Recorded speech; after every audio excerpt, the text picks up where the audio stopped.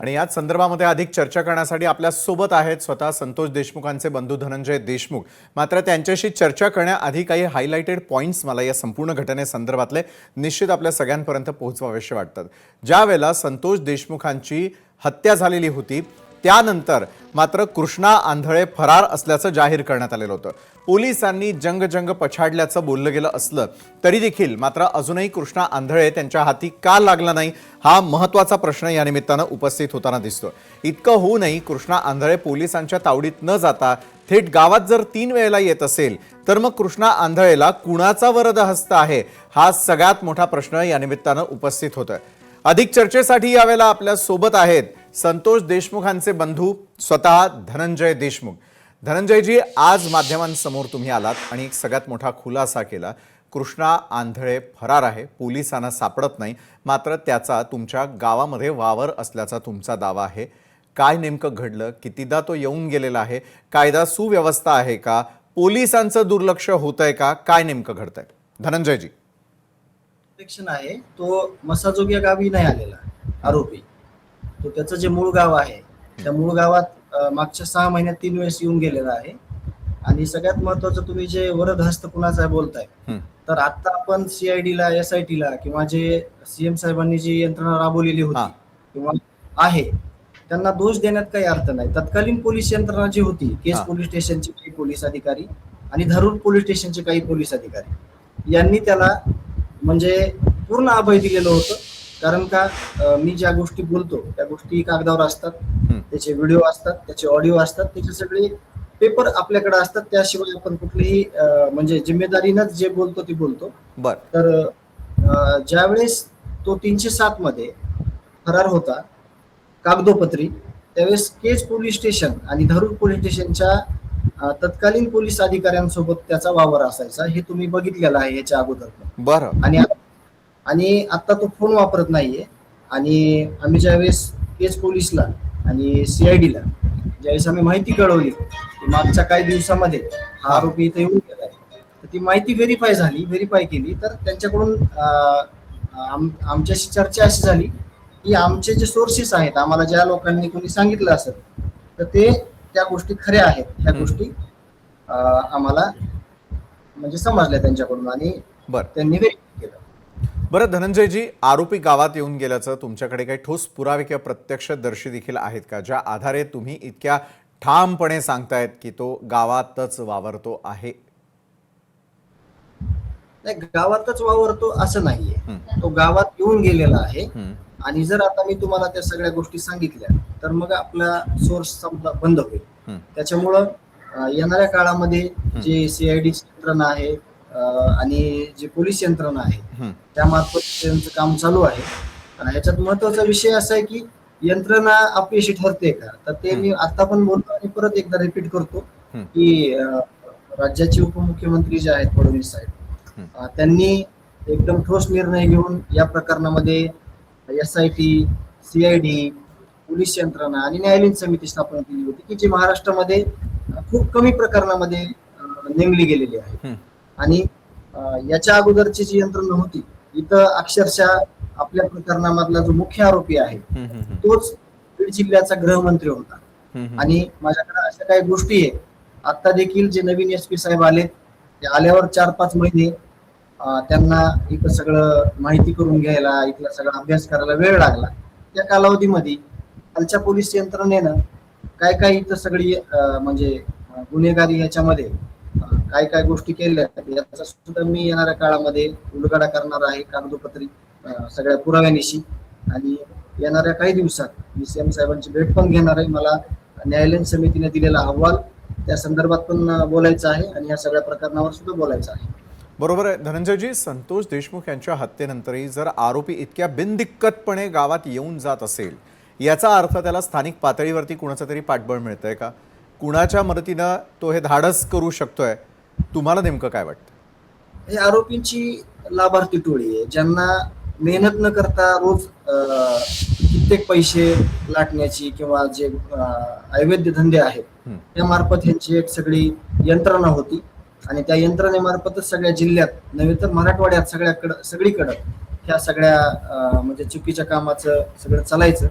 आणि त्यातूनच जिल्ह्यामध्ये अशी परिस्थिती होती की म्हणजे सध्या माझ्यापेक्षा जास्त गृहमंत्री जे आहेत आपले मुख्यमंत्री साहेब त्यांना सुद्धा ह्या गोष्टीची सगळं माहिती झालेली आहे आणि तुम्ही एक एक प्रकार जिल्ह्याचा बघताय. हा हा हा हा इथं ह्यांच्या आदेशानंच तहसीलदार, ह्यांच्या आदेशानंच SP, ह्यांच्या आदेशानंच PI साहेब हे सगळीकडे नेमणुकी व्हायच्या.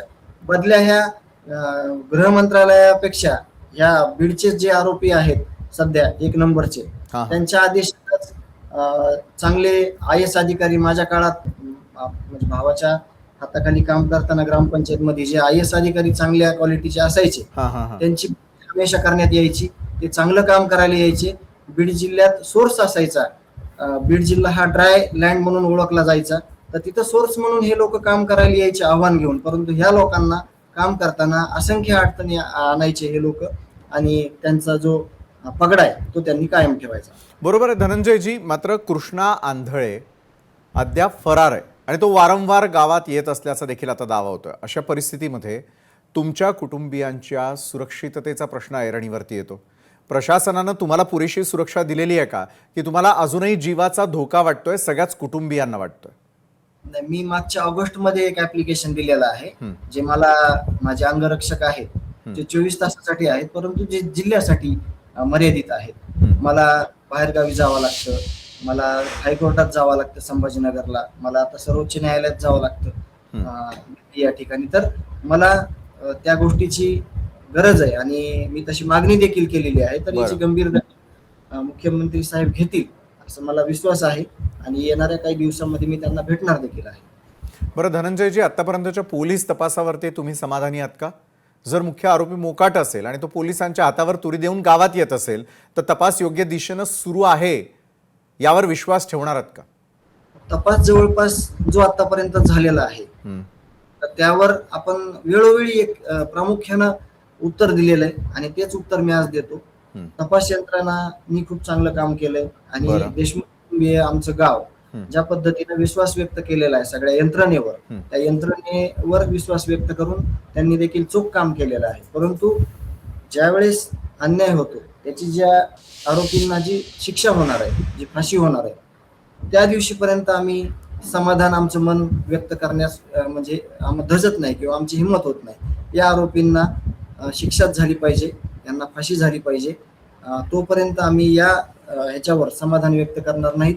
हे सगळ्यांनी ज्याचं त्याचं काम केलंय परंतु या आरोपींना शिक्षा ज्या दिवशी होईल त्या दिवशी आमचं मत आम्ही व्यक्त करू.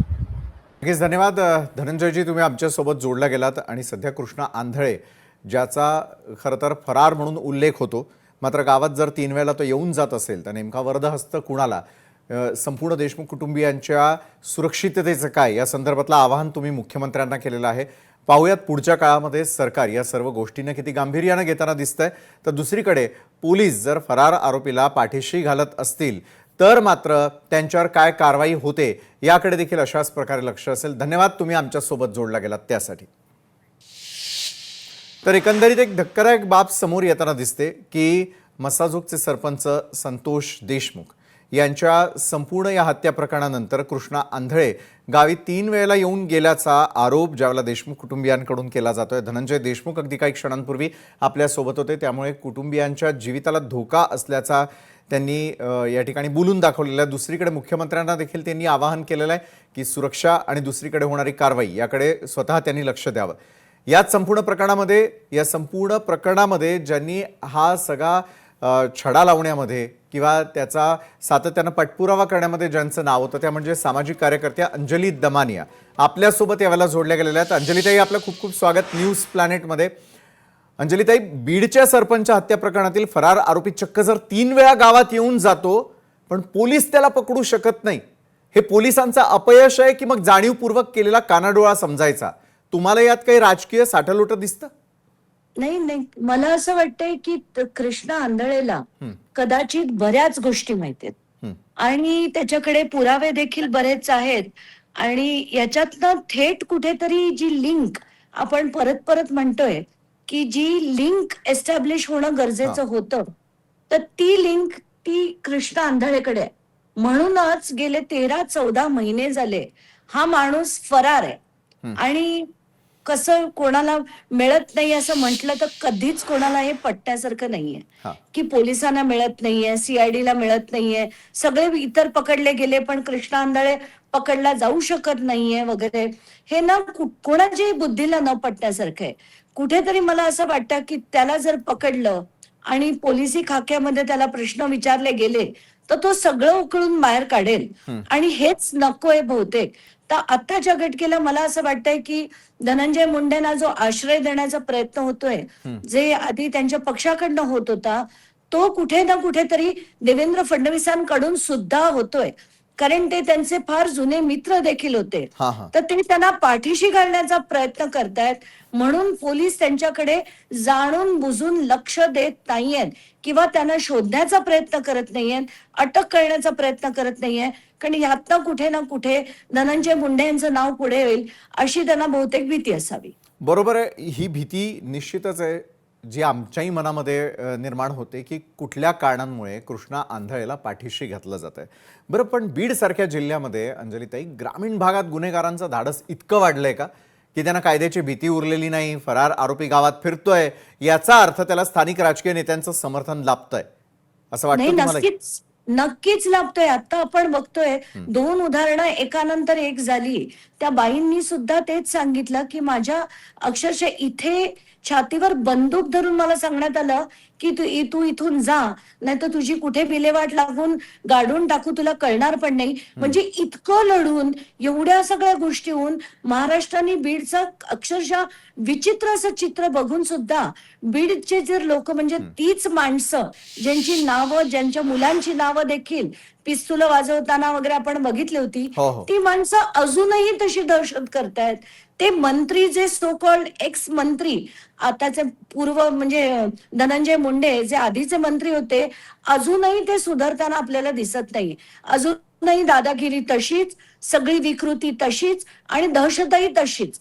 तर कुठे ना कुठे चित्र बदलायला आता लोकांनाच प्रयत्न करावा लागणार आहे. कृष्णा आंधळे कुठेही दिसला, बीडच्या जनतेने पोलिसांना कळवलं पाहिजे. त्याची लेखी माहिती मला पाठवली, कारण मी तुम्हाला सांगते माझ्याकडे रोज इतकी प्रकरणं येतात. हो. काल रात्री सुद्धा मी एसपींना एक प्रकरण पाठवलं, पण एसपी मला वाटतं 24 तारखेपर्यंत नाही आहेत. तर त्यांनी मला सांगितलं 24 नंतर पाठवा. आज दुसऱ्या एका बाईंनी तिच्या 2 छोट्या मुलांना घेऊन एसपी ऑफिसच्या बाहेर होती, तिने आज पत्र लिहून पाठवलंय. याचा अर्थ बीडची परिस्थिती अजूनही ही लोक तशीच करतायत. आपण बघितलंय की पंकजा मुंडेंच्या पीएच्या बायकोची जी आत्महत्या झाली, अवस्था होती. त्यानंतर ती आत्महत्या नव्हती, ती हत्या होती, हे देखील आपल्याला माहिती आहे. पण कुठेतरी हे सगळं पाठीशी घालण्याचं जे धंदे हे बहीणभाऊ करतायत ना, बीडची जनतेला आता उठून पेटून उठणं गरजेचं आहे, त्याशिवाय काहीच बदलणार नाहीये. बरोबर आहे अंजलीताई. मात्र अगदी काही क्षणांपूर्वी स्वतः धनंजय देशमुख आपल्या सोबत जोडले गेलेले होते आणि त्यांनी एक मोठा दावा केलाय की जर आरोपी इतक्या सहजासहजी गावात येऊ शकत असेल तर मग पीडित कुटुंबाच्या जीवाला किती मोठा धोका असू शकतो. अशा परिस्थितीत सामान्य माणसानं न्याय नेमका कुणाकडे मागायचा? प्रश्नच नाही. मला तर नेहमी चिंता वाटते, कारण धनंजय देशमुखांनी अतिशय संयमाने आतापर्यंत त्यांची भूमिका मांडली आहे. हो. त्यांनी अतिशय संयमाने पूर्ण कुटुंब जे इतकं विचित्र परिस्थितीत होतं त्या सगळ्यांना सांभाळून तो आता एकटा पुढे नेतोय. हा, तर हा. त्यांच्या जीविताला नक्कीच धोका आहे आणि पोलिसांनी सुद्धा त्या कुटुंबाची काळजी घेणं गरजेचं आहे. मुख्यमंत्री जे गृहमंत्री सुद्धा आहेत, त्यांनी आपलं धनंजय मुंडे बरोबर असलेलं जे मित्रत्व आहे ते बाजूला ठेवून या कुटुंबाची काळजी घेणं गरजेचं आहे. आणि आत्ताच्या घटनेला आपण सगळ्यांनीच बघितलंय, हे धनंजय मुंडे सुनेत्रा पवारांच्या पुढे मागे करताना दिसतायत. ती किती, मला तर कीव येते की ही माणसं त्यांच्या सत्तेसाठी कोणाच्या किती मिंदेपणा करतात ते बघवत पण नाही. ते सुनेत्रा पवारांच्या इतकं पुढे मागे करून, आपण जसं म्हणतो ना, असं चापलुसी करण्याचा प्रयत्न करतात. वाईट वाटतंय सगळं बघून. आणि कुठेतरी वाटतं हे सगळं यांना सुद्धा आता सुनेत्रा पवारांनी तरी यांना थारा देऊ नये अशी माझी त्यांना विनंती आहे.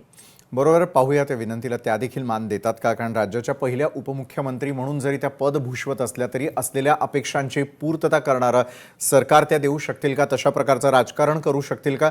त्यावरती आपली नजर असेलच. धन्यवाद अंजलीताई, तुम्ही आमच्यासोबत जोडल्या गेलात आणि या संदर्भात चर्चा केली त्यासाठी. त्यानंतर बदलापुरातून एक धक्कादायक बातमी आज आपल्या सगळ्यांसमोर आलेली आहे, जी माणुसकीला काळीमा फासणारी ठरलेली आहे. ही बातमी नेमकी काय आहे आणि त्या संदर्भात आपण आणखी चर्चा करणार आहोत एका छोट्याशा ब्रेकनंतर.